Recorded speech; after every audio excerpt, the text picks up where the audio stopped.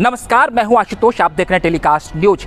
चुनावी शोर शराबे के बीच हम ये वीडियो बना रहे हैं। अभी लोकसभा चुनाव का पूरा परिणाम सामने नहीं आया है, लेकिन लगभग तस्वीर साफ हो गई है। एनडीए की सरकार तो बनती दिख रही है, लेकिन बीजेपी के लिए अच्छी खबर नहीं है, क्योंकि बीजेपी अकेले दम पर 272 का जादुई आंकड़ा अब नहीं छूने के कगार पर है। अब इसमें असमंजस की स्थिति बन गई है।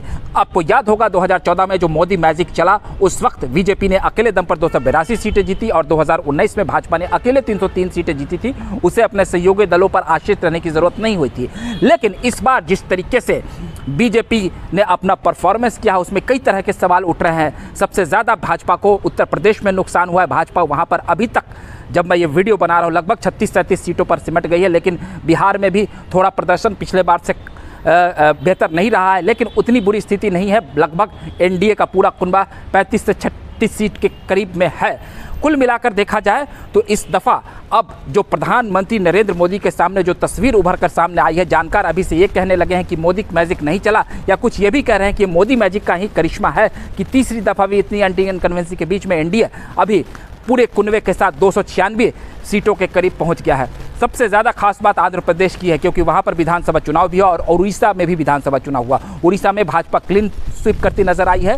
लंबे समय से वहां पर बीजू जनता दल की सरकार थी, जो अब नहीं रहेगी। नवीन पटनायक को मुख्यमंत्री पद गंवाना पड़ेगा। तो वहीं एक और राज्य में, जहां आंध्र प्रदेश में विधानसभा चुनाव हुआ था, तेलुगु देशम पार्टी वहां पर क्लीन स्वीप करती नजर आ रही है। तो वहीं पूरा एनडीए वहां पर लगभग 22 सीटों पर लीड कर रहा है और चंद्रबाबू नायडू की पार्टी टीडीपी यानी तेलुगु देशम पार्टी, जिसने राज्य में अब अपनी सरकार जो सरकार बनाने के कगार पर हो गई है, उसने लोकसभा में लगभग 16 से 18 सीटों पर अभी बढ़त बना रखी है। वहीं बिहार के मुख्यमंत्री नीतीश कुमार की जदयू पार्टी ने भी 13 से 14 सीटों पर बढ़त बना रखी है। 16 सीटों पर वो चुनाव लड़ रहे हैं। तो इन दो राजनेताओं की जो है भूमिका अब केंद्रीय नेतृत्व में बढ़ जाएगी, क्योंकि नीतीश कुमार का पुराना पलटने का इतिहास रहा है। अगर नीतीश कुमार इंडिया गठबंधन की तरफ चले जाते हैं, भाजपा को एक बार फिर वो धोखा दे देते हैं, तो आप ज़रा समझिए क्या तस्वीर होगी। ममता बनर्जी भी बंगाल में काफ़ी मजबूत होकर उभरी है। 30 सीटों पर अभी वो लीड और बढ़त बनाती हुई दिख रही है। तो कुल मिलाकर देखा जाए तो उत्तर प्रदेश, पश्चिम बंगाल और राजस्थान, हरियाणा, इन राज्यों में भाजपा को काफ़ी नुकसान हुई है।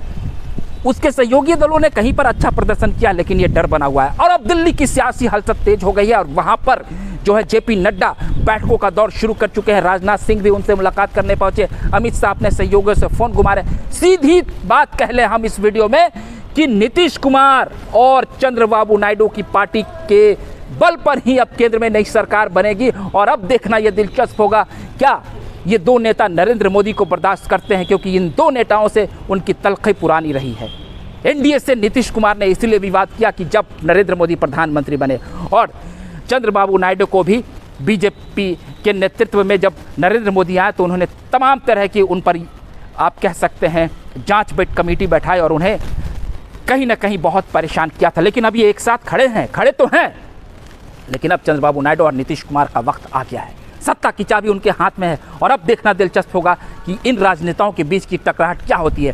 क्या किसी मामले पर डील फाइनल हो जाती है और ये दोनों रुक जाएंगे, या इंडिया गठबंधन ने भी द्वार खोल दिया है। सोनिया गांधी और शरद पवार ने नीतीश कुमार से संपर्क साधा और चंद्रबाबू नायडू से बात की। वहीं इस बीच प्रधानमंत्री नरेंद्र मोदी ने भी बात की है। तो अब जो सियासी समीकरण उभर कर आ रहा है, लगभग 245 सीटों पर अभी बीजेपी अकेले दम पर है और 250 से 60 के बीच वो रह सकती है, तो बेहतर हो सकता है। ऐसे में नीतीश कुमार और चंद्रबाबू नायडू को थोड़ा जंप करने की स्थिति नहीं बन पाएगी। लेकिन अगर 40 के करीब बीजेपी रहती है तो काफ़ी मुश्किलात बीजेपी के लिए हो जाएंगे। लेकिन अगर 50-55 रहता है, फिर भी आप देख सकते हैं कि नीतीश कुमार और चंद्रबाबू नायडू की स्थिति गड़बड़ हो सकती है। तो कुल मिलाकर ये देखा जाए तो अब भारत का जो ये राजनीति है काफ़ी दिलचस्प हो गया है। और आने वाले समय में अब क्या तस्वीर उभर कर सामने आती है, क्या ये भी मांग हो सकता है कि नरेंद्र मोदी को प्रधानमंत्री पद से हटाया जाए, तभी जाकर के ये दोनों नेता समर्थन करेंगे। कुछ भी हो सकता है। देश की राजनीति में एक नया अब आयाम देखने को मिलेगा और पूरी राजनीति में जो है